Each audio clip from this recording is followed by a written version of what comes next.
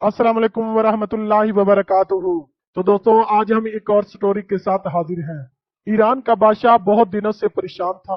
यूं तो हर तरफ खुशहाली का दौर था, मगर बादशाह की परेशानी की वजह इसकी इकलौती बेटी शहजादी सना थी।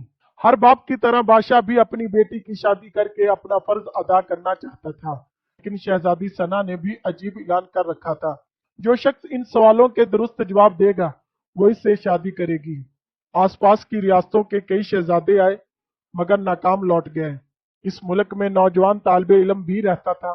इसका नाम आजम था। इसने अपने वालिद से कहा कि वो भी अपनी किस्मत आजमाना चाहता है। आजम के वालिद उस्ताद से और कई बरसों से लोगों में इल्म की रोशनी बांट रहे थे।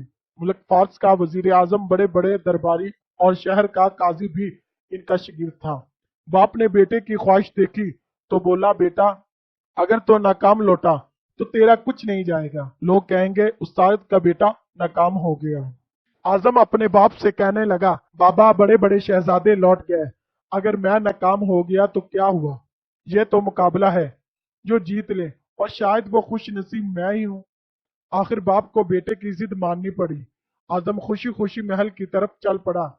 शहर भर में ये खबर जंगल में आग की तरह फैल गई। एक आलम का बेटा किस्मत आजमाने महल चला आया है। मुकर्रर वक्त पर महल लोगों से खचाखच भरा हुआ था। बादशाह तख्त पर बैठा था।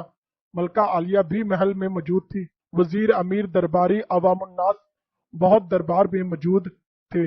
आखिर शहजादी ने अपना पहला सवाल कर डाला। उसने शहादत की उंगली फजा में बुलंद की। आजम ने कुछ देर तवक्कुफ किया और फिर शहादत वाली उंगली के साथ वाली उंगली भी फजा में बुलंद की। ये देखकर शहजादी मुस्कुरा उठी और मलका आलिया बोली, शाबाश ए नौजवान, तुम पहले मरले में कामयाबी से तय कर गए हो। दूसरे सवाल के लिए शहजादी अपनी कुर्सी से उठी और हाथों में तलवार लेकर हवा में चलाने लगी। कुछ देर बाद वो दोबारा अपनी नशिस्त पर आकर बैठ गई। बादशाह सिमत पर दरबारी की नजर आजम पर थी। आजम खड़ा हुआ और अपनी पॉकेट से कलम निकालकर फजा में बुलंद कर दिया। शाबाश नौजवान, हम खुश हुए, ये जवाब भी दुरुस्त है। मलका आलिया की आवाज दरबार में उभरी। इसके साथ दरबार मुबारक मुबारक की आवाज से गूंज उठा। दो सवालात क्या थे और इनके जवाबात क्या थे? अब हर शख्स इस पर गौर कर रहा था कि शहजादी ने क्या पूछा और आजम ने क्या जवाब दिया। लोगों के लिए ये राज था। आखिर शहजादी ने तीसरा सवाल कर डाला। वो तेजी से सीढ़ियां उतरती और तेजी से सीढ़ियां चढ़कर दोबारा अपनी नशिस्त पर आकर बैठ गई। ये बड़ा अजीबो गरीब सवाल था। हर तरफ खामोशी थी। लोगों की सांसें रुकी हुई थी। अब तो आजम के हाथ पांव ठंडे होते जा रहे थे। आखिर आजम खड़ा हुआ और अपने दिल पर हाथ रखकर शहजादी की तरफ देखने लगा।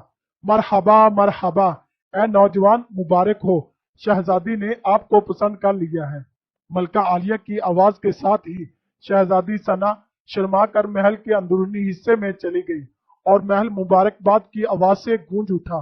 लोग खुशी खुशी झूम रहे थे। वो दिल ही दिल में अल्लाह का शुक्र अदा कर रहा था जिसने उसे ये एजाज बख्शा था। बादशाह ने आजम से पूछा, ए नौजवान, मलका आलिया को तुमने मुतमईन कर दिया।